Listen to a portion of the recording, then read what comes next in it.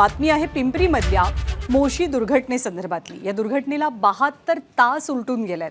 आजचा मदत कार्य बचाव कार्याचा चौथा दिवस आहे, तरी सुद्धा हे बचाव कार्य पूर्णपणे थांबलेलं नाहीये, संपलेलं नाहीये। आतापर्यंत या दुर्घटनेत 6 जणांचा मृत्यू झालेला आहे। आज घटनास्थळावरून दिवसभरात एकूण 5 मृतदेह बाहेर काढण्यात यश मिळालंय। अजूनही 3 जण आतमध्ये अडकलेले असून त्यांचा शोध घेतला जातोय। दुर्घटना घडली तेव्हा इथे 23 कामगार होते, त्यापैकी 14 कामगारांना सुखरूपपणे बाहेर काढण्यात यश आलं। दुर्घटनास्थळी सध्या नातेवाईकांचा आक्रोश पाहायला मिळतोय। यावेळी नातेवाईकांची पोलिसांसोबत बाचाबाची झाली। दरम्यान मोशी दुर्घटना प्रकरणी प्रकल्प चालवणाऱ्या अँटोनी वेस्ट ग्रुपकडनं मृतांच्या नातेवाईकांना 25 लाख रुपये दिले जातील। याशिवाय कुटुंबातल्या व्यक्तींना इच्छा असल्यास कंपनीमध्ये नोकरी सुद्धा मिळणार आहे, तर महापालिका 10 लाखांची मदत देणार आहे। आज उपमुख्यमंत्री सुनेत्रा पवार यांनी दुर्घटनास्थळी जात पाहणी केली।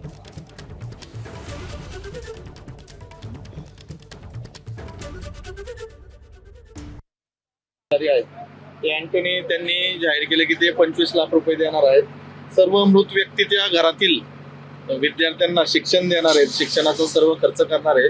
महाराष्ट्र शासन 5 लाख रुपये प्रत्येकी देणार आहे। ती दुर्घटना पुन्हा घडू नये शहरात, यासाठी मुख्यमंत्री साहेबांनी हा जो कचऱ्याचा मोठा इथं ढिगारा आहे तो लवकरात लवकर फास्ट कमीत कमी करावा आणि दुसरा एखादा प्रकल्प शहरात लवकर चालू करावा असे निर्देश दिले।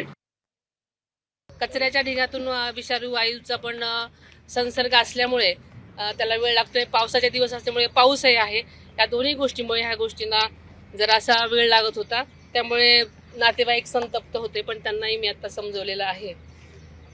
झालेली घटना अतिशय वेदनादायी आणि दुर्दैवी आहे। चौकशीचे आदेश तर दोषींवरती दिलेलेच आहेत, जे ज्यांच्या कुणामुळाच्या हलगर्जीपणामुळे ही घटना घडलेली आहे त्यांना नक्कीच कुठल्याही म्हणजे पद्धतीनं शासन पाठीशी घालणार नाही। त्यांची नीट कसून चौकशी होईल आणि जे दोषी आहेत त्यांच्यावरती कारवाई नक्कीच होईल। आणि या मोशी दुर्घटनास्थळी जेव्हा सुनेत्रा पवारांचा ताफा मुख्य गेटमधनं बाहेर पडला पाहणी करतानाच्या वेळेला, तेव्हा अडकलेल्या कामगारांच्या नातेवाईकांनी मोठा गोंधळ घातला।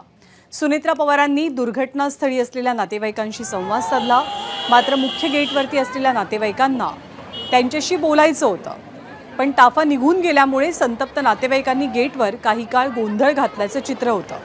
यावेळी आतील नातेवाईकांनी बाहेर येऊन सुनेत्रा पवारांनी आपल्याशी संवाद साधल्याचं आणि आपल्या मागण्या मान्य केल्याचं सांगताच नातेवाईकांनी गेटसमोरची गर्दी कमी केली।